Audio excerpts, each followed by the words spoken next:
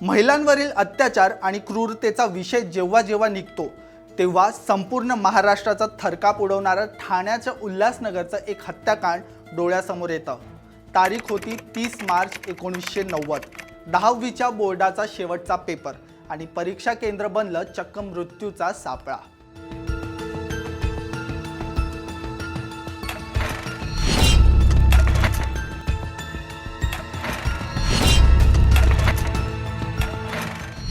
एका एकतर्फी प्रेमात वेड्या झालेल्या नराधमाने भर परीक्षेत पोलिसांच्या देखत एका निष्पाप मुलीला जिवंत पेटवून दिलं। तिच्या किंचाळण्याने संपूर्ण परीक्षा केंद्र हादरलं, पण तिला वाचवायला कोणीही पुढे आलं नाही। हरेश, तू माझ्या मागे का लागलास? हे तिचे अखेरचे शब्द आजही उल्हासनगरच्या हवेत घोंगावत आहेत। नमस्कार, मी अभिषेक आणि तुम्ही पाहतात लोकसत्ता। 30 मार्च 1990 उल्हासनगरच्या सेंचुरी रेयॉन हायस्कूलमध्ये 10वीच्या बोर्डाचा शेवटचा पेपर सुरू होता। सर्व विद्यार्थी अत्यंत एकाग्रतेने उत्तरपत्रिका लिहित होते। त्यामध्ये 14 वर्षाची रिंकू पाटीलही आपले भविष्य घडवण्यासाठी पेपर सोडवत होती। पण काहीच वेळात इथे जे घडणार होतं त्याची कोणी कल्पनाही केली नव्हती। अचानक परीक्षा केंद्राच्या आवारात 4 तरुण घुसतात। त्यांच्या हातात उघड्या तलवारी, पिस्तूल आणि पेट्रोलच्या कॅन होत्या। गेटवर तैनात असलेल्या पोलिसांनी त्यांना रोखण्याचा प्रयत्न केला, पण या गुंडांनी पोलिसांवरच हल्ला चढवला। या टोळक्याचे नेतृत्व करत होता 22 वर्षाचा हरेश पटेल।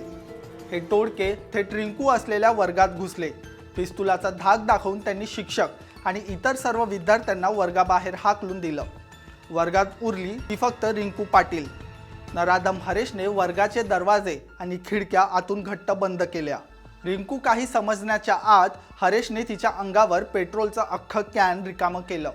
मृत्यूला समोर पाहून रिंकू जीवाच्या आकांताने ओरडू लागली, मदतीसाठी हाका मारू लागली।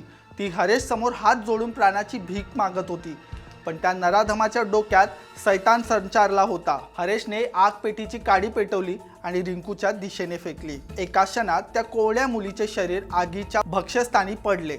आगीच्या वेढ्यात ती वेदनेने विवळत होती। हरेश, तू माझ्या मागे का लागलास? आई, बाबा, हे तिचे शेवटचे शब्द अखेर आगीत विरून गेले आणि काही वेळातच तिच्या शरीराचा कोळसा झाला। कृत्य करून आरोपी पळून गेले। रिंकूचे आई वडील तिथे पोहोचले तेव्हा लेकीचा कोळसा झालेला मृतदेह पाहून त्यांच्या काळीत चिरणारा हंबरडा फोडला। हरेश पटेल हा रिंकूचा शेजारी होता आणि त्याचे तिच्यावर एकतर्फी प्रेम होते। लग्नाला नकार दिल्यानेच त्याने हा क्रूर बदला घेतला होता। या प्रकरणाने संपूर्ण देश हादरला। संसदेपासून ते गल्लीबोळापर्यंत महिला सुरक्षेचा प्रश्न पेटला।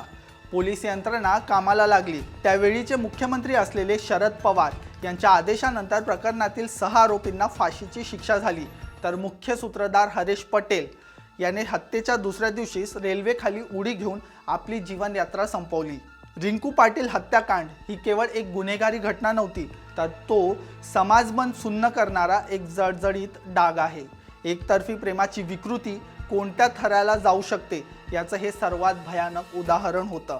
आज या घटनेला 3.5 दशकाहून अधिक काळ उलटला असला तरी महिलांवरील विकृत हल्ल्याचा घटना पाहताना हा प्रश्न पडतोच, आपण या इतिहासातून खरोखर काही शिकलो आहोत का?